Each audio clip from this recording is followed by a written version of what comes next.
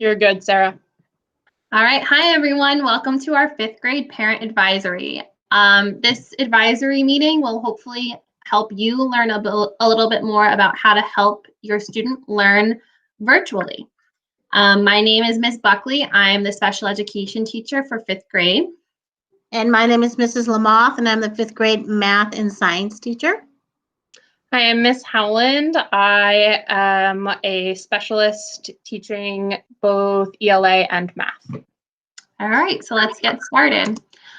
So hopefully today you will be able to learn how to recognize the importance of engagement in remote learning during these last 3 weeks of school. How to support and encourage your children to do their remote learning work, and how to best communicate and stay in contact with us and teachers during remote learning. Okay, in front of you, you're going to see the rubric that has been created for the last trimester for the report card. So this is what you will see as your students get their last report card, and this is what we're grading them on for their engagement. If your student has had no engagement throughout the process, you will see a 1 on their report card. That means they have done no work over the course of the remote learning. If your student has done some of the remote learning, you will see a 2 on the report card.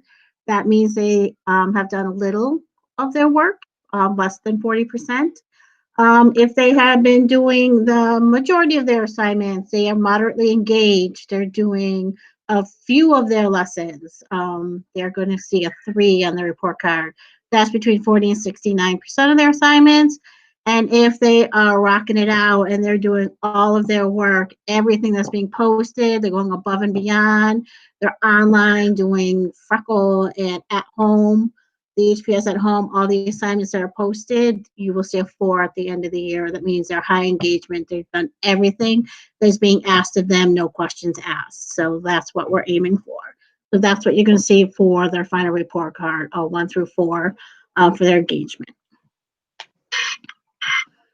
It is important to know, Ms. Lamoth, right, that we have not been giving out any moderate engagements unless they are completing work in both math and ELA. Correct. And science. They're also getting science assignments.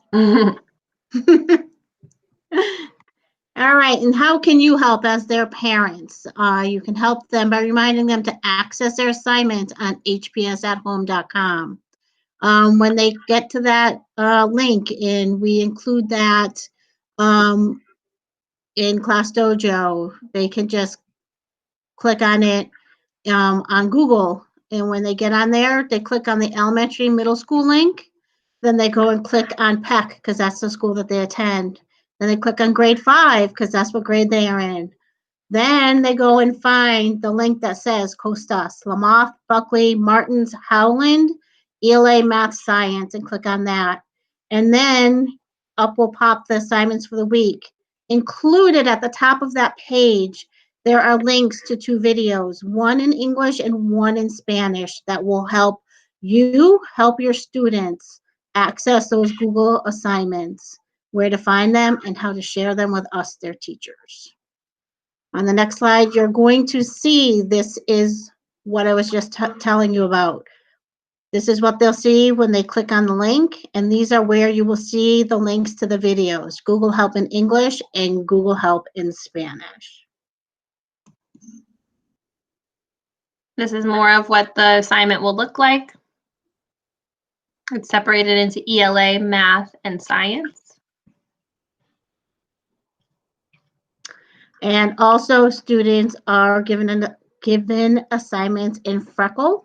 It's an online learning source for them in math, and now they have it in ELA. All students have a Freckle account. Don't let them tell you they do not. To access it, they go to student.freckle.com. There's class codes for each homeroom. If they are in Miss Costa's homeroom, 215, their class code is LAMOTS. If they are in Mrs. Lamoth's homeroom, 220, their class code is LAMOTJ. Then, once they enter that class code, very simple. All they have to enter is their name, first and last. The next slide will show you exactly what it will look like when they log in. There is the link, student.freckle.com. Once they hit that, they will see the enter class code. That's where they will enter their class code. And then it says enter your first name and last name. Once they do that, they will be in, and then they choose math. It'll say L. Lamoth, ELA, it'll say G. Costas. And they can get right to work. So a lot of teachers are hosting Google Hangouts as well to have additional teacher support and just meet with other students. So on Wednesdays, Miss Howland has her own Google Hangout at 12. Miss Lamoth and I have a Google Hangout on Thursdays at 1.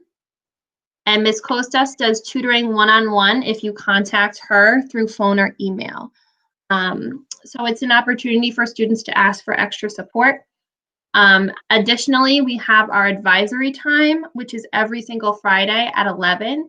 And those links are posted in their assignment on HPS at home as well.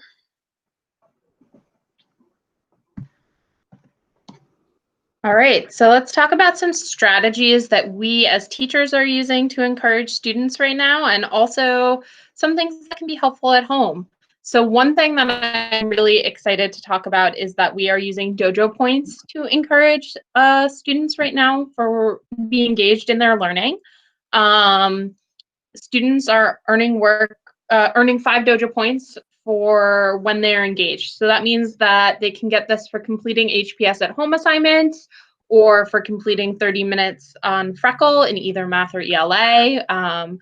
They can earn those points for attending a Google Hangout session or advisory. They can earn them for attending a tutoring session also. So that's lots of opportunities to earn those points. And then if they earn 100 points, they're going to get a reward that we will send to them. We also are choosing a remote learning champion of the week. So every week we're choosing one student as a remote learning champion. This is based on the engagement. So it's the same sort of profile as what we were just talking about. Have they completed their HPS at home assignments? Have they been on Freckle? Have they come to Google Hangouts or advisory? That student is being sent a pizza. So whoever a remote learning champion is gets to have a pizza sent to their house. So that's really exciting. And one big thing to know about remote learning champion versus dojo points is remote learning champion, we choose somebody new every week. It's based on that week's performance. And the dojo points carry over week to week. So students can earn some in 1 week and they continue into the next week. And when you get to 100, they're going to get the reward.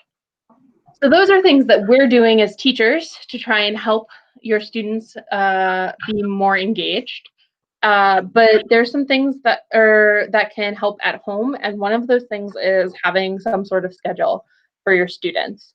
And that's just a way to maintain a structure and make sure that they know what they need to have done. So this is a proposed schedule.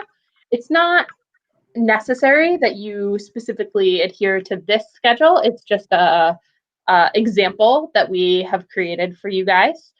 So the thing that you want to make sure that you do is include all of the assignments they would be working on, and also include some sort of time.